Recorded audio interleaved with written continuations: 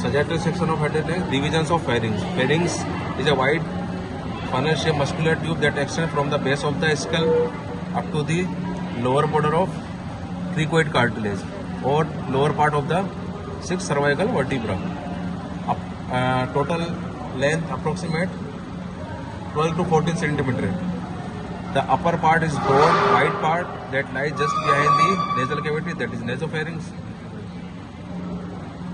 From the base of the skull up to the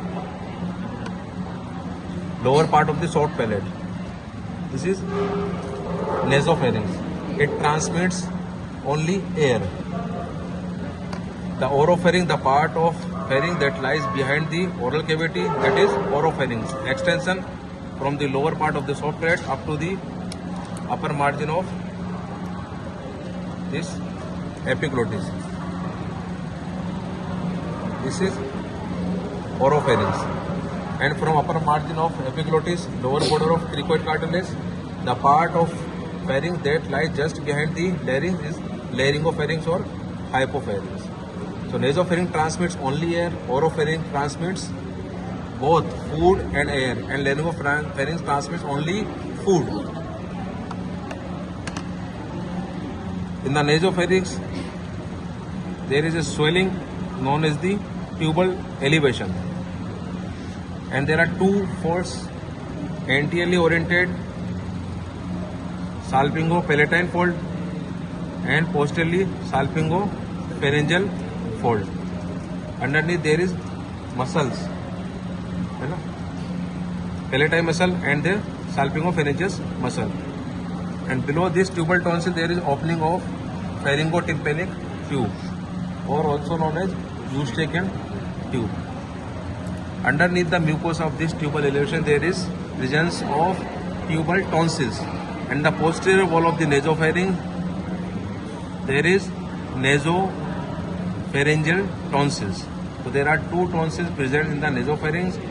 One is tubal tonsil, other is nasopharyngeal tonsil. In the oropharynx there are also two folds. One is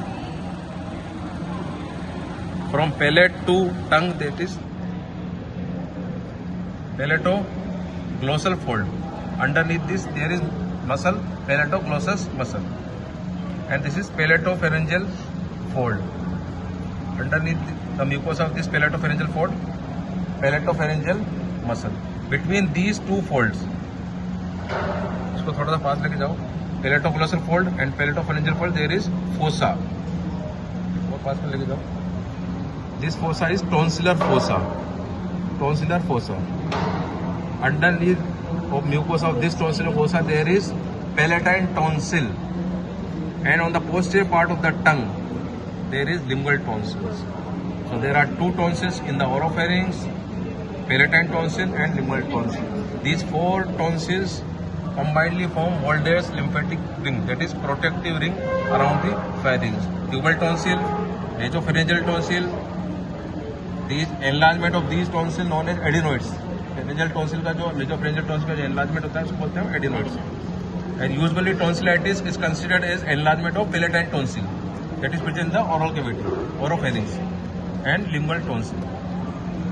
Third is the last part of the pharynx, that is hypopharynx or laryngopharynx, the part of pharynx that lies behind the larynx. So this is epiglottis, and here is the inlet of larynx. This is thyroid cartilage of larynx. This is cricoid cartilage. This is airy epiglottic fold. This fold is नहीं दिख रहा है. Yes, this is airy epiglottic fold. Extend from the arytenoid cartilage up to the epiglottis. Here arytenoid cartilage, just above the lamina of cricoid cartilage there is arytenoid cartilage, and in this epiglottic fold there are two small cartilages, namely corniculate and cuneiform.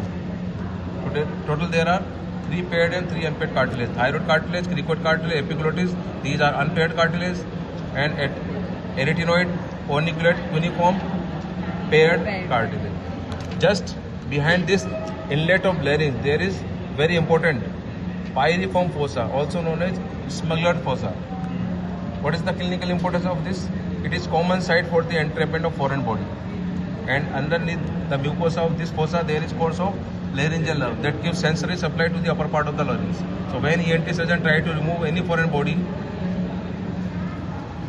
he should preserve the laryngeal nerve that goes just underneath this mucosa of pyriform fossa.